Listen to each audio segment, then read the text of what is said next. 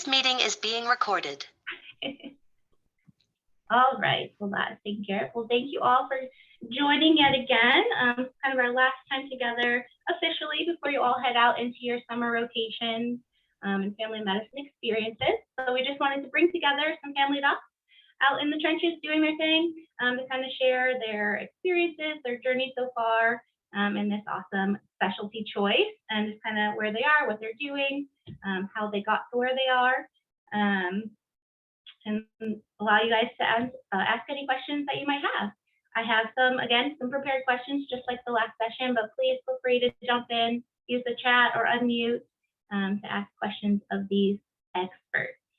To get us started, we'll just have each of you introduce yourselves, maybe your medical school residency, just kind of maybe a basic overview of your current practice, and then we'll go from there. Would anyone like to start? Or I can call on you two. I can start. Well, I'm Carmela Dallasay. It's nice to meet everyone. So in terms of medical school, I went to Wright State in Dayton. After that, really, I just fairly recently graduated from a residency at Riverside Methodist. That is in Columbus. And then after that, my husband and I decided we really liked being in Columbus. So, and I really wanted to be in an outpatient practice. So currently I stayed with Ohio Health, which is one of the healthcare systems within Columbus. I am at an outpatient practice in Hilliard, which is a suburb. And then in September, it'll be kind of like a full year of for me being an attending. One of the things I'm really passionate about is women's health. So I am doing Nexplanons in the office.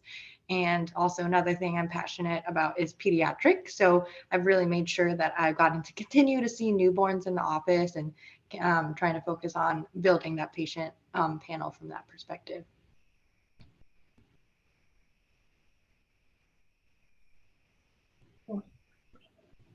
I could go next.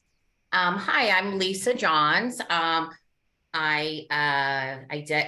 from Georgia. I did my medical school training in Georgia at Georgia Health Sciences, although it had a different name when I went there. And then I went to Ohio State for my residency. I graduated from my residency at OSU 8 years ago, and I have had the same job since then. I actually work downtown in Columbus, right in the middle of downtown.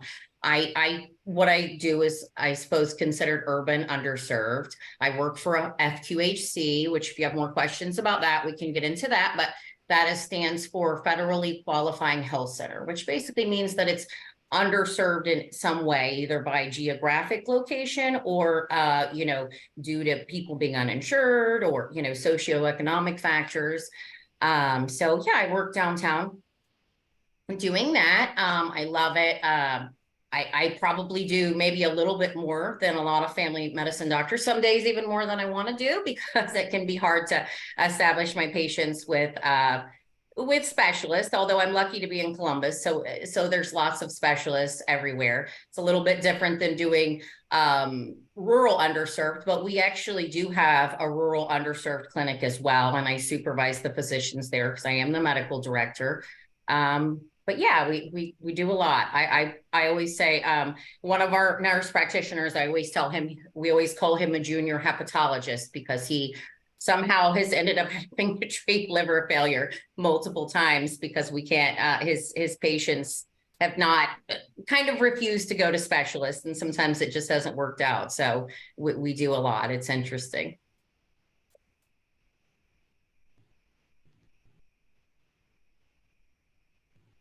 Guess I can go next, right? Or is there anyone else?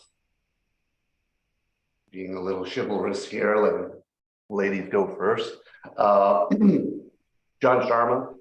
So I've taken quite a lengthy road to get to this point. Originally from Canada, and grew up there, and I did my I did my graduate training out there, actually, in Alberta, and then went to a foreign medical school, Caribbean medical school, St. George's University. So I'd be what you would consider an international medical graduate. I finished up doing my clerkships in New York, in Brooklyn specifically. So got a great experience living in New York. Can definitely say been there, done that, bought the t-shirt. And then I did my residency in family medicine in Detroit. And after that, I took a chance and I went to rural America. And that was back in 2009. And I've been working in rural underserved communities since then. And it was probably the best decision that, looking back, that I made. In family medicine, as we'll all pretty much talk to at some point tonight, I'm sure, you get to be a jack of all trades and do a little bit of everything. I think when you get to rural underserved America, you get to do a lot of everything. And you can really carve your own niche as much as you want, provided you're in the right setting to do so. So currently, I am in a rural health clinic, an RHC, here in Northwestern Ohio. Just got here about almost 2 years now.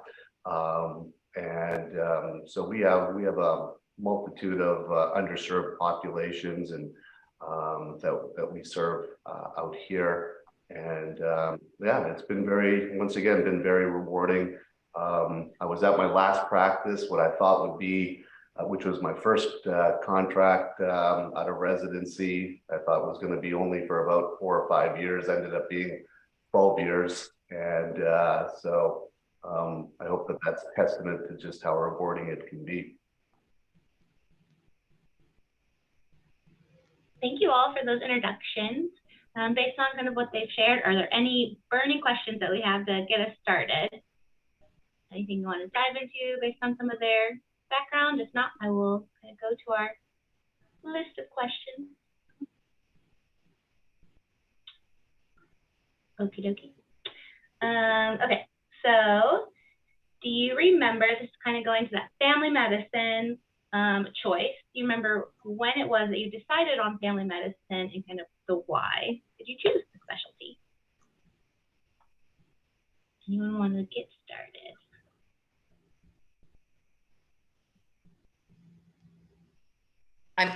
I'll take this one. I'll start.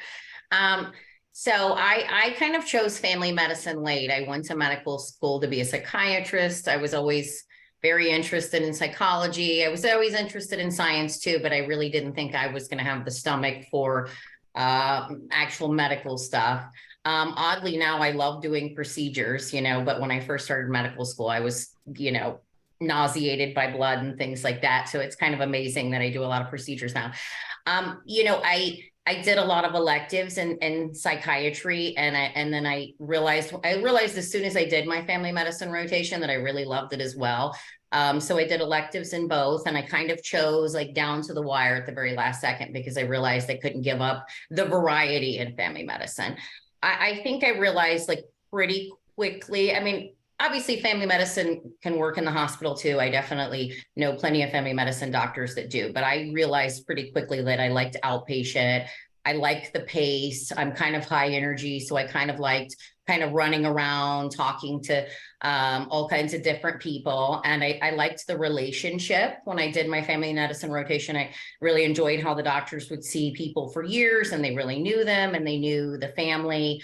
I actually had my family medicine rotation in a rural county in Georgia, and they had a really large Hispanic population, and they would see 4 or 5 generations. They would deliver their babies and they would see their children. And I just thought that that was like super cool. And I can say that like, I still 100% feel like it's the specialty for me. I'm glad I chose it because I do love it. And I love all the variety. I knew that I didn't want to be a surgeon. I couldn't see myself standing in an OR for many hours, but I realized at a certain point that I loved doing procedures. And then I got, to add that, I do Nexplanons and stuff like Dr. You know what? I'm probably going to mess up your name, Dalasay. Yeah, no, that's perfect. Okay, good. So yeah, I do the Nexplanons and the IUDs, and I love women's health. You know, I get to do pap smears and things like that. And then you know, I love behavioral health. The place that I work at is actually integrated with a behavioral health center. So I actually still get to do a lot of the psychiatry, but I get like the variety. So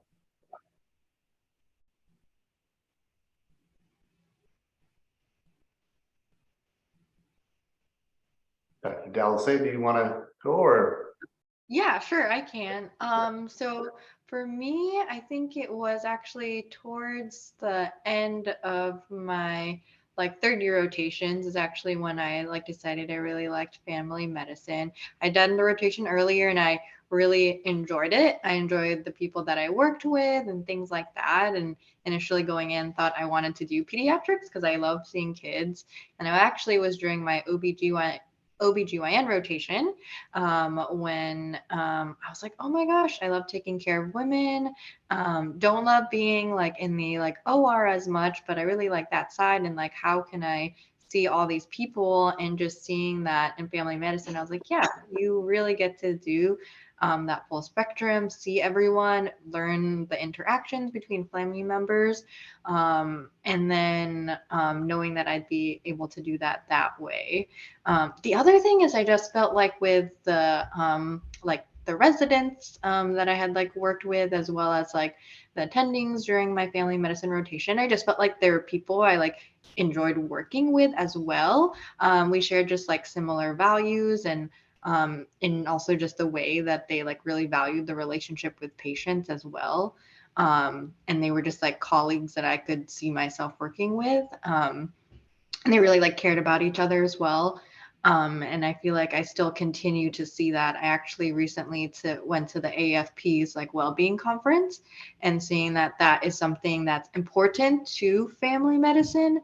I think is really nice to see that community as well.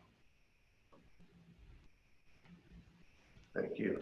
Well, for me, I can't say that I knew that I wanted to do family medicine, if I'm being completely honest, which I'll be with you here.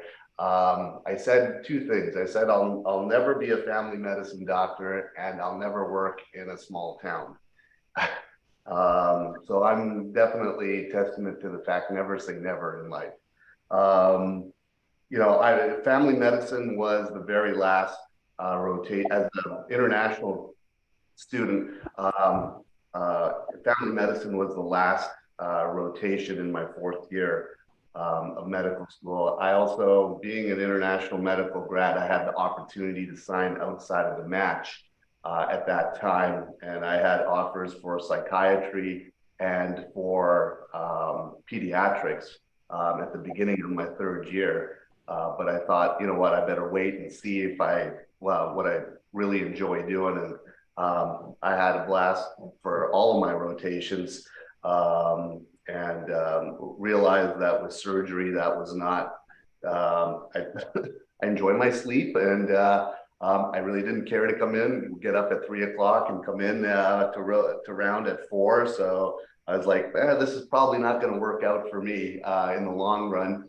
But when I got to family medicine, it was more just how, for me, quality of life is very important. And so I saw where the residents were at different points in their life and how much they were relieved and glad that they chose family medicine as their residency, which was a stark contrast to a lot of the other residents and attendings in all the other rotations that I had the privilege of working with. And I had some fantastic preceptors and attendings, don't get me wrong, but the family medicine attendings and residents really were a stark contrast. And not only did they have a appreciation for the specialty in regards to the connections they had with patients. And yes, it wasn't the same reward as going in and taking out an appendix and seeing someone do better from that and have pain relief, but it was the lifelong connections with that patient and with their family members. That was the real reward. And that was a reward that was sustainable for months and years because of the continuity of care. And I realized for me that matched who I am as a person, building connections with other humans and not just having a flash in the pan type of experience with the patient. And so that's really what the draw for family medicine was for me. And I can tell you almost a decade and a half later that still rings true now as it did when I did my residency or training in medical school, I should say. Thank you. Awesome. Thank you so much for sharing. Hopefully many of you will have some similar experiences, whether it's family medicine or not, but kind of those really important experiences and things that really stick out for why you choose what you do. Feel free to put any questions in the chat or come on unmute. I'm going to skip a little bit in our list that I sent you all and head into mentorship. Mentorship is a really important thing, no matter what specialty, but kind of how has mentorship played a role in your career path and where's that value for you? Dr. Sharma, do you want to start this one? Sure, yeah, thank you. I thought about this question, and to tell you the truth, I don't think we didn't really have a mentorship program, and I don't really feel like I had a mentor to guide me at that time. That was one of the kind of the impetus for me to get involved now. Not only because we're seeing a shortage of physicians in general in this country, but namely primary care. And I think that this is a very important vehicle because as I've had students over the years rotate through family medicine electives, their impression of family medicine is, I'm gonna go out on a limb here and say warped.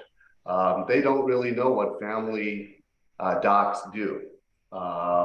And I've had students from surgical specialties, surgical subspecialties, neurosurgery. I have one neurosurgery medical student who's interested in neurosurgery came through my office one time, and he was just blown away by what we do in family medicine. What I mean by we, it's not just the physician or other providers, but also what the staff that work with us in caring for our patients do.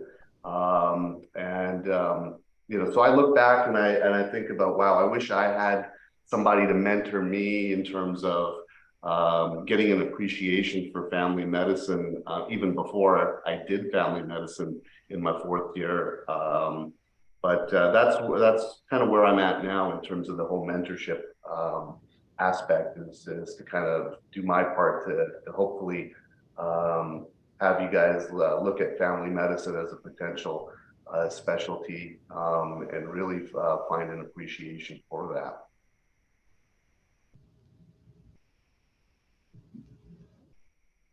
Thank you. We're glad that you're here today on this and looking into that. Dr. John, do you have anything on mentorship or if you had any strong mentors throughout? Unfortunately, I don't have a good answer for this one either. I think probably because I picked family medicine so late, I really didn't necessarily, for me, I did do a shadowing experience with a family medicine doctor before I went to med school. So I had some idea of kind of like what they did. And I did think it was like cool, but like I said, for me, it was kind of like the picking my specialty kind of went in the order of, do I want to be in the hospital? Do I want to be outpatient? Like Dr. Sharma made a good point, which it is a nice schedule. It's very predictable. I have Monday through Friday, 8 to 5 is kind of a wonderful schedule. And you know exactly what you're doing when. And I know I'm not a morning person. So when I say 8, I mean, I actually work at about 9 generally, because that's kind of how my schedule works. But luckily my patients are not morning people either. So it kind of works out. But it was a matter of picking kind of the setting, realizing I liked the relationship with patients, and then do I like peds or adults? honestly, I'm at a point where I don't see peds. You will see family medicine doctors who don't see a lot of peds, but that's just kind of incidental. I have teenagers, because I will tell you that adult medicine and teen medicine is basically the same. I have family medicine friends in family medicine that they do teen clinics at like children's. I think for the underserved kind of area, children's kind of has the market on that, but we do see some peds in one of our shelters, because we do a few hours a week in a shelter. So, and I don't do OB anymore, but it was kind of a decision of, do I like little people, big people? And I was like, I kind of like all of them. So those were kind of the big things. And you know, like I said before, just kind of the variety, but unfortunately, it really didn't have a lot of mentorship. But like I said, I picked it the last second. I had a great psychiatry mentor, and actually she kind of helped me pick, honestly. She was a very direct person, and she noticed that when I was doing outpatient psychiatry, she could tell I was a little bit bored. She was like, why are you, she's like, you're picking your nails and you're looking off and whatever. And I was kind of like, she's kind of right. Like I am actually a little bored with this, and I just couldn't forget about the family medicine rotation. I just kept going back to that and how much fun I had on it. So yeah, I hope you guys have some good mentors, because we do need a lot of family medicine doctors, and it's a great specialty. It's a lot of fun.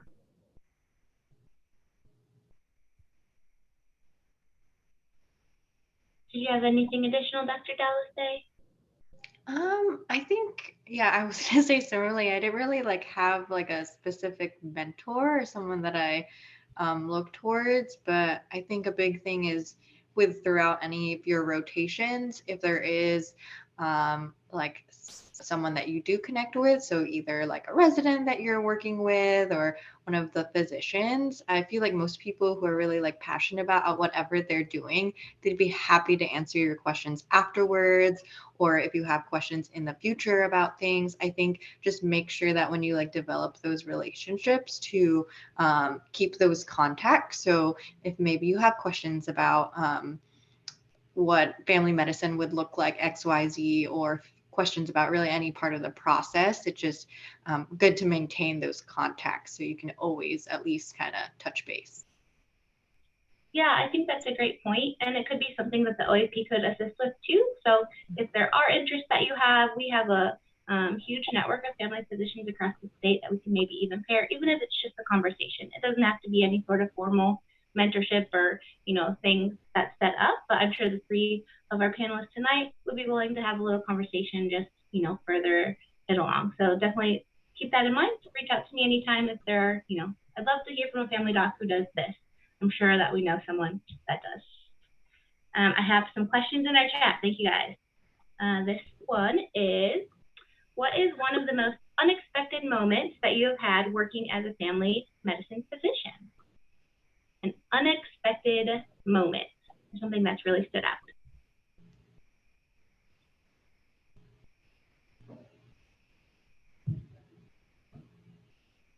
Do you want me to call on someone or just? For me, it was I enjoy theater and musical theater, and did that in a different life.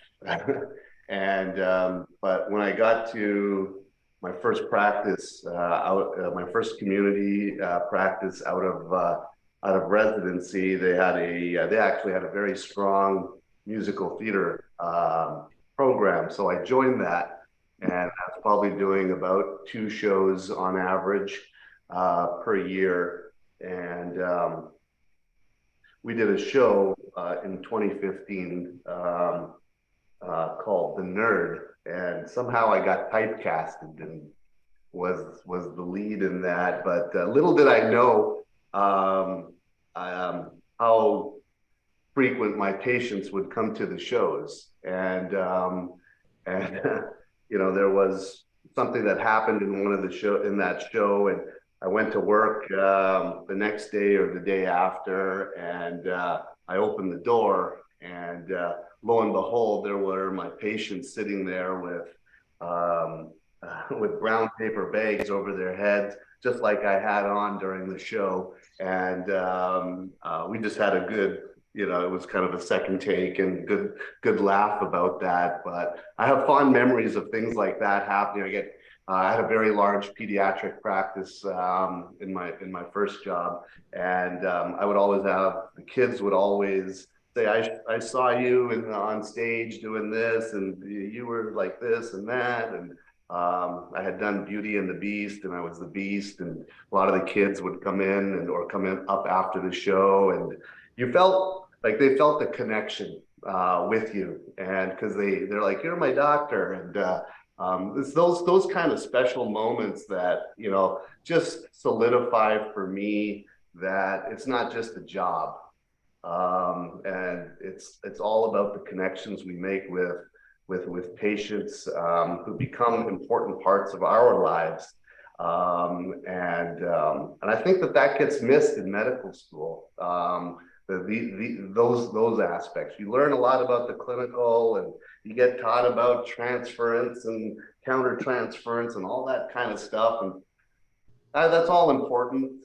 Some of it I think is just, well, I won't go into that, but it makes me realize, and I think you'll hear it from all the other panelists as well, is just that connection component, those relationships that you build with your patients, that they come there seeking help from you, but they can be such a support in your own life for the things that are important for you. We had some tragedies occurred in our family, and the community, rallied right around us. And I can tell you, it's my mother-in-law told me, she goes, if you were still living here in Detroit, you would not have the same amount of surrounded by the love that you were in the communities that I worked with. So those sort of things got lost on me in medical school. And if I had a mentor that would have, and I learned just through experience, but if I had a mentor that kind of encouraged me and pushed me in that direction from that standpoint, I probably would have done family medicine much earlier in my medical school training. Yeah, so yeah, that's kind of the memorable experiences. We all have clinical experiences that I'm sure we can talk about, but for me, it's those personal non-clinical experiences, I guess I could call it that are most demonstrative of what family medicine and how important it is to me. Thanks.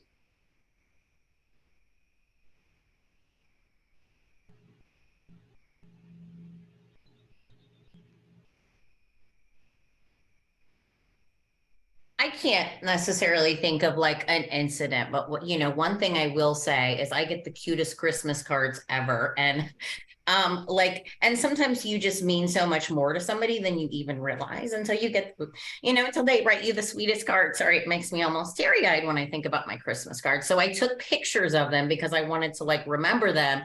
And I have an Amazon Fire Stick. And so my pictures will pop up on my TV when I'm not watching something. And then I forgot I had taken pictures of them, and all these just really cute messages and popped up on there, and some of them are just funny. Some of them are, just straight to the point. I have one that just says, "Thank you, Dr. Johns, for sending my meds to the CVS by my house." But it was just the cutest card ever, so Dr. Sharma's right. Those things end up meaning a lot to you. And before he said that, the one thing I was thinking is just one thing that always people surprise me all the time, that stands out. One thing we do in family medicine, a really important component of what we do is prevention. We're the preventative doctors. I think of us as the first line troops. We're trying to keep people out of the hospital, and we do a lot of behavior change, which is one of the things that I liked about family medicine. And it does have kind of that behavioral health component. And I'm often just amazed. I'll have people that, they have terrible COPD and they smoke 2 packs of cigarettes a day, and I've seen them for 6 years and they don't want to quit smoking. And sometimes they'll just show up and say you know what, I decided I wanted to be around for my granddaughter. I just quit smoking. And so that's just a great feeling. And it just people will surprise you. You'll just think, oh, this is never going to happen, but they will. They'll just suddenly surprise you, and they'll come in, and I'll be like, you lost 30 pounds. How did that happen? Well, you told me to. I'm like, my doctor told me to too, and it didn't work. So, but you know, so that's one of the coolest things about family medicine is sometimes just seeing how you can change people's life and the power of the human willpower sometimes.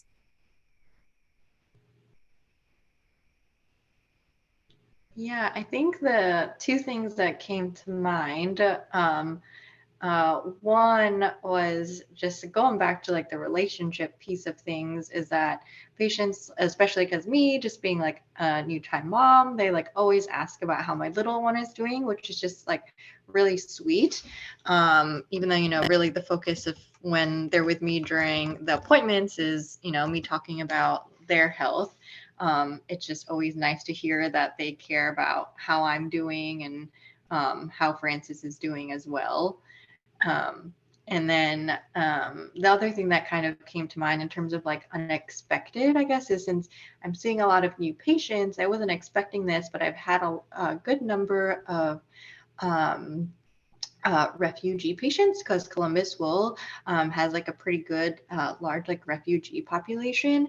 So that was just not something I was expecting initially, kind of being in the like suburbs, seeing those patients, but it's really been quite an experience, like learning about their journey being here and really getting to like support them during like a quite difficult time and like hearing their stories, learning about their culture. It's just been really a unique experience to get to be able to, like I said, be their doctor and also learn about them as well.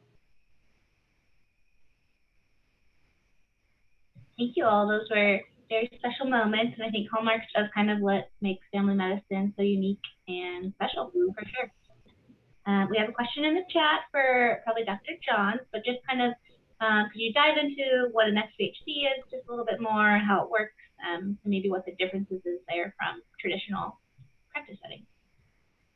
Yeah, so it stands for Federal Qualifying Health Center. So they qualify for government funding. Like I said, it's they're they're in an area that's considered underserved based on either just the geographic location because there's not a lot of access to doctors, or just based on the socio and economic factors.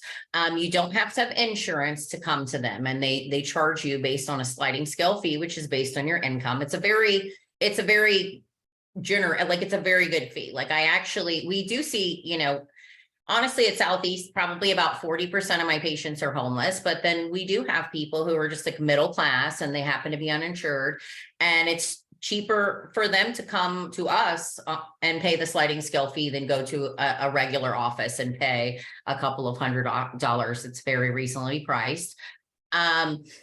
So, you know, it's almost maybe more detailed and unique, but it's based off of a HPSA score. A HPSA score is based off how underserved you are. Southeast does have as high of a HPSA score as it can. Maybe the only thing at this point that might be a little bit relevant to that is that you do get loan repayment, and how much loan repayment you get is based on the HPSA score. So if you have a high HPSA score, you're going to get the full amount.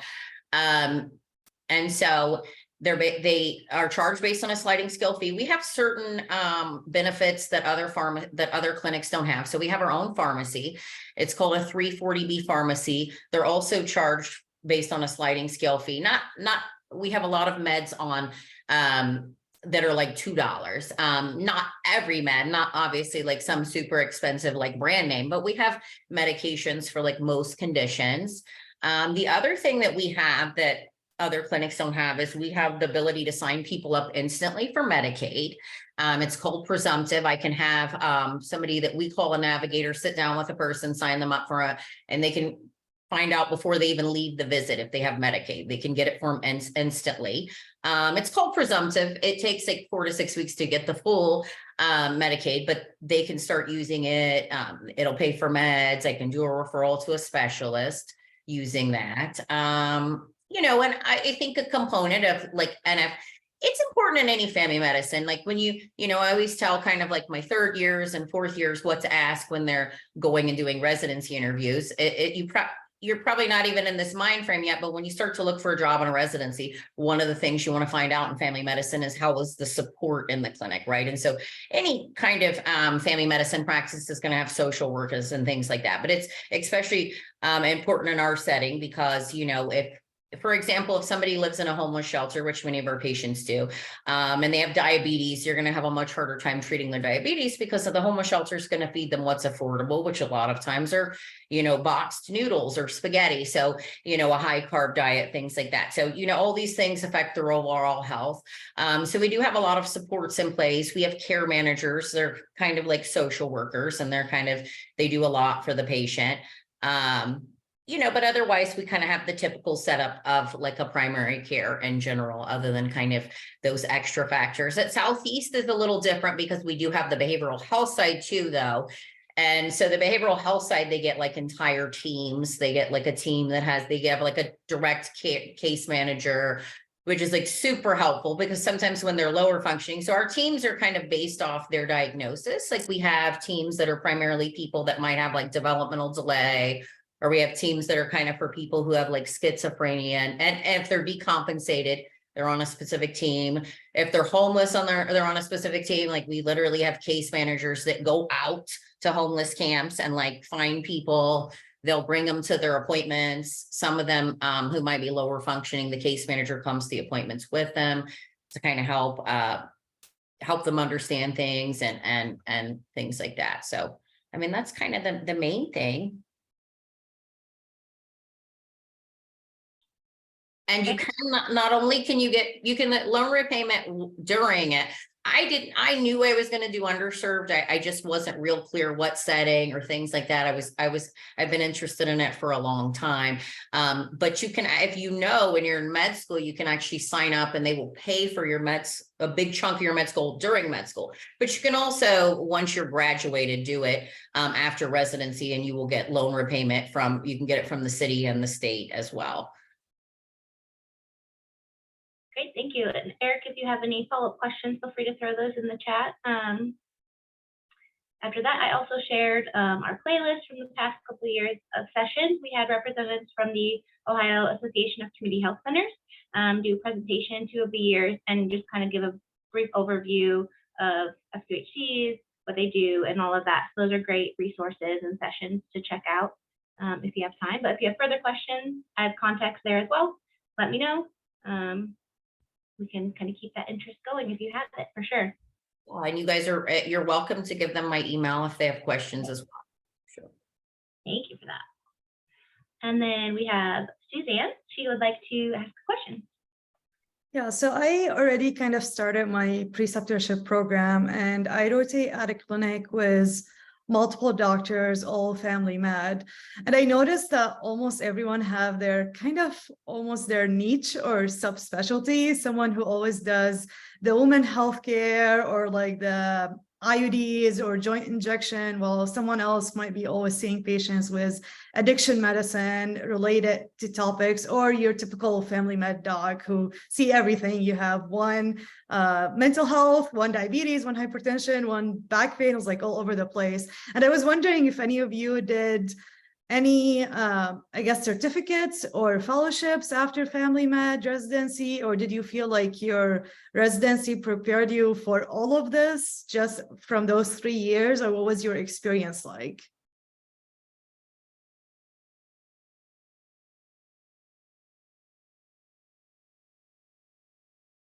Yeah, I can definitely talk about that. So for me, I think some people have, we've kind of talked about like enjoying doing procedures. So I like to do some like outpatient derm like skin procedures. And that was something that I felt that with my like residency training, I felt comfortable with. Similarly with like the Nexplanons and IUDs, we had pretty like good training for that, so that's why I decided and chose. And I am like the only one in our practice who does like the Nexplanons. And then doing the IUDs, I am not currently doing them, but that was just something that since no one else in the practice was doing them, I wasn't quite ready to do that. So I think it just really has to do with how much experience you get and like the training and exposure for doing those different things. Like similarly with joint injections, had a sports clinic, so we were doing a lot of those in residency. So I like to do those as well. So I find that, but like some other providers in my office, it's either maybe they just haven't been doing that in a while, so they just don't do that. So I also find like trying to keep up those skills are really important. And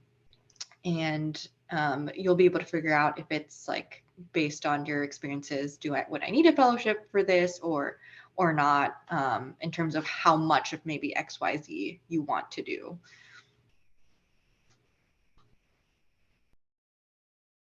Yeah, I didn't, I looked at doing a faculty development fellowship, but I really had to weigh between whether I wanted to stay in academia that badly or get out and get some real world clinical experience.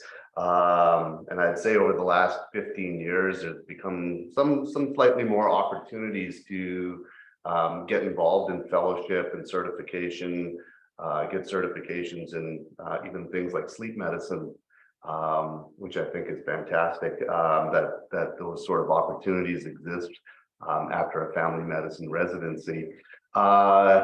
Entering into the realm of rural medicine, where I didn't think that I was completely prepared for that. A lot of it was another, first year of just like first couple of years of medical school, the learning curve goes up pretty steep. And then in terms of residency, your first year is pretty steep. So is your first year as an attending. So it's, yeah, I don't think that I was specifically trained to be ready for the demands of rural medicine. I was thrown into situations that we don't have easy access to specialists, and I'm not saying that my urban counterparts have it easy either by any means, but I think you can get the understanding that the discrepancy between urban and rural is there. I was in a community that's at least 2 hours from a major hospital, transferring out babies, newborns with severe hypoglycemia could easily take 2 hours, 2 to 3 hours by ground transport, an hour by helicopter if the weather was fine. So you had to get really comfortable with stuff that you might not have seen that much of in residency. And I've gone back to the AAFP and even the AAP, to the American Academy of Pediatrics, to say, hey, is there some advanced certification, much like there is for nurse practitioners or for physicians assistants or associates or whatever they're called now, but there isn't. So you have to kind of carve out your own niche like that. That's why I think mentorship becomes really important, building connections, and establishing your own network of known physicians that you can reach out to.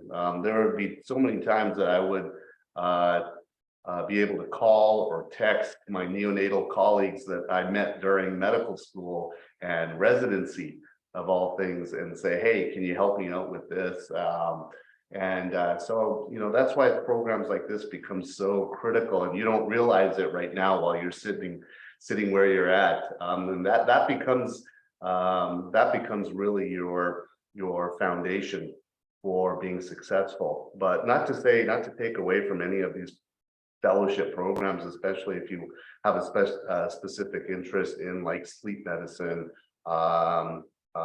sports medicine. They even have a rural health track fellowship as well, a hospitalist track, and then there's so many other ones like obesity medicine, integrative medicine as well. So there's a lot of opportunity to kind of branch out and create your own niche, which I think is really critical as well. There's also, if you want to look into healthcare administration as well, to branch out into that aspect, if you so dare. But I was nervous about getting into that, but I felt like that's a role that I'm getting much more interested in from the perspective of, listen, how do I make this system better for the rest of us? You know, we're fighting for not only our patients, but for each other as colleagues. When we're dealing with things like burnout, from administrative burden, for instance, you're either part of the problem complaining about it, or you could be a part of the solution. I tell you from almost a decade and a half of experience, one is much more harder to do, but I think that the benefits are there for every one of us involved.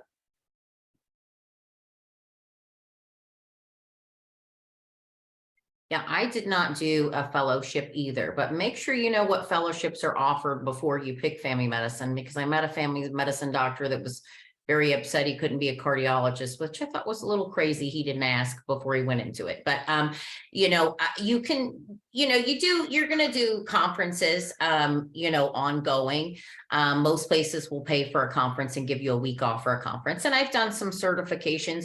I felt pretty well prepared, but my population is pretty similar to the population I saw at OSU, because OSU, the family medicine services, is at a community hospital. And so we treated a lot of the same things there, a lot of COPD and diabetes and things like that. I mean, there's a lot of things that are just bread and butter for family medicine, like high blood pressure, diabetes, COPD, asthma. They're kind of bread and butter. And then you kind of get doctors who are kind of split up a little bit. I am a lot like Dr. Dalasay in the fact that I'm very procedural. When I was in residency, I knew that I liked procedures a lot. So I specifically made up with the help of my advisor, I made up a procedure rotation for myself. And I got some extra procedures, which I'm really glad that I did that, because I do end up doing a lot of procedures. Getting someone into derm with Medicaid in Columbus is almost impossible. Although I have to say that's probably the only one that's like that, but it's, so I do a lot of that. And then probably the only thing I didn't do that I ended up needing more training on was HIV treatment. If I had had the foresight to realize I was going to do urban underserved, I could have picked like I could have been done an urban tract residency, but that was really the only thing I didn't get. And honestly, HIV treatment, there's so much funding out there. You can get the training for free. So I connected with someone at OSU that had Ryan White funding for that, and I did get trained to do that. But it's also getting like easier and easier and easier to treat HIV anyway. And then I've done like some conferences with certifications and different things that I was interested in, you know. Well, Suboxone, I don't think you even have to get like a different certification now. It just changed, but you're supposed to have some training. So we do a lot of addiction treatment where I work, and that's a lot of like urban places, definitely. Well, rural too, need that. And then the other thing that I got a certificate in was transgender, like hormone replacement and things like that, and gender confirming treatment. So that was the one thing I was kind of interested in that I also got in addition.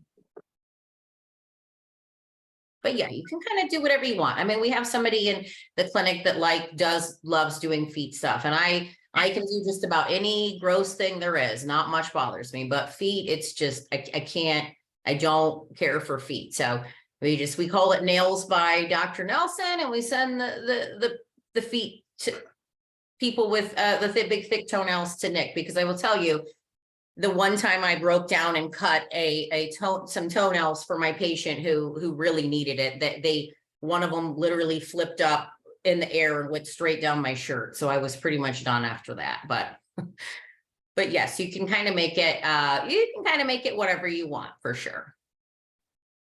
Absolutely. You can definitely kind of build as you go. It can change over the years as you take on different skills and new interests.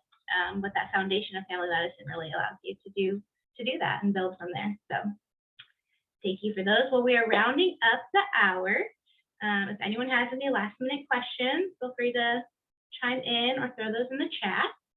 And we'll just have our panelists just kind of any last minute thoughts or any advice for our students as they head into their second year, or even into this summer of potentially their first clinical rotation for many. Any tips or insight or advice you may have to end this with tonight?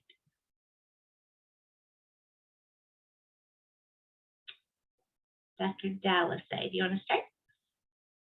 Sure, I sure can. I think one thing to think about is, I think this applies for all rotations or any kind of experiences you have, is just being like really intentional about kind of your goals and what you're trying to get out from it.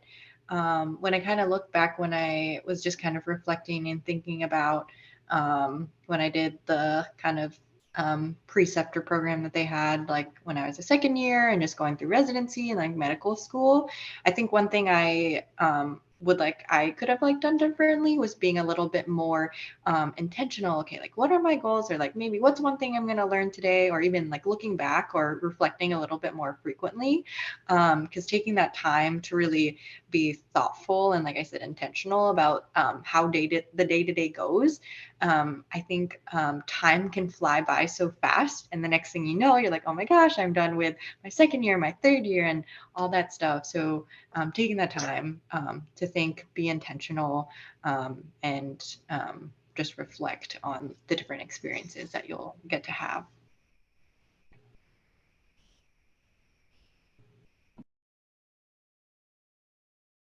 I mean, I would just say ask a lot of questions, just ask everybody as many questions as you can. A mentor is important, but just every rotation, if you're kind of interested, just pick people's brain as much as you can, and just make sure you're thinking about things from every aspect, because I think your goals in life do change the older you get. I was not completely traditional age. I was 29 when I went to med school, so I was a little bit older. So I think maybe my goals were changing, but you do have to think about every aspect. I think when you're younger, you're thinking more about passion. And passion's important. You definitely want to do something that you enjoy, but I will say that everything that seems new and exciting that you're super passionate about, they become routine after you do them a million times. So you also have to make sure that you're picking based on lots of different things. I have a friend, my best friend from medical school actually lives here. That's how I ended up doing residency here. But he was in internal medicine and he just hated outpatient medicine, was going to work in the hospital forever. He worked in the hospital for 6 years because, he was very passionate about it. It was more interesting to him.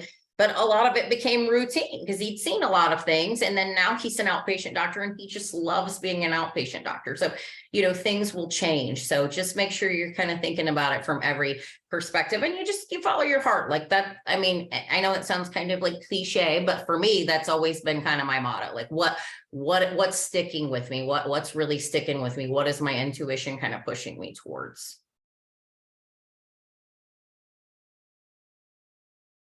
Yeah, I think I would echo what Dr. Johns and Dr. Delasay have said. I think if you're hearing them well, what you're hearing is really know yourself. Be intentional about what's going on around you, and be aware of who you are. What are your likes and dislikes, and make it really. It doesn't have to be a lot more complicated than that. I mean, in residency, in every year of residency, I remember there was at least one transfer from another specialty, whether it be surgery or something else, even internal medicine. And as I got to know those residents, I realized that they were picking their residency based on external factors, which I'm not saying are not important. But the job, as a cardiologist, I'm going to make this much money, or as a surgeon, I'm going to get to do X, Y, and Z and save these lives, be a trauma surgeon, and I'm gonna, it's and those things can be short-lived. Like Dr. Johns was saying, those passions or those interests can be short-lived, and after a while, other things in life happen that kind of rise to the top, and maybe you have a family, and now you're being a trauma surgeon takes you away from your family most of the time, and you miss out on the important experiences in your life. I look back and I'm just like, hey, I got to share the stage with my daughter as she was growing up, and then I got to share the stage with my son. And those are the things, quite frankly, those are the things that matter the most. And those are the things you're going to remember at the end of your life, you know, and then all those decisions come down to who you are. You know, do I like I said earlier, do I like to get up and round at 3, 4 o'clock in the morning? Not this guy. So yeah, no, I was, you know, having that knowledge, and I'd say that level of wisdom will help you decide on your interests, your specialty choices a lot better. You'll be able to focus in on what you see yourself doing a lot better, as opposed to letting the specialty kind of show just maybe some of the good parts of it. You know, figure out who you are. You know, I think that in that case, you know, you can enjoy whatever path you choose, whatever training you choose. Because quite frankly, you know, I don't know, I've never met a physician, practicing physician who had a great residency. You know, there's always going to be tough parts to it, but at the end of it, you know what, they know, the ones that knew they made the best choice, the right choice, you know, they enjoyed that process a lot more. So yeah. Thank you for that. Thank you all so much for sharing your time and wisdom and experiences with our group tonight. We really appreciate it. Hopefully with this session and the previous one, we've given you all just some nuggets of information as you head into your summer rotations. And hopefully we've done a good job of selling family medicine, but if it's not something that you end up choosing, you at least kind of are aware and are appreciative of this amazing specialty. But as you go into your rotations, again, the theme of, I think, everything I've said is reach out to me if you have questions, need further connections in family medicine, even past this summer, we are here for you. And that's really all I have, I think. If you guys need to stay after to ask any questions, feel free, but if not, enjoy your evening. And I will send out this recording, and if it's okay with our speakers, I'll share their emails as well if you'd like to reach out after the fact.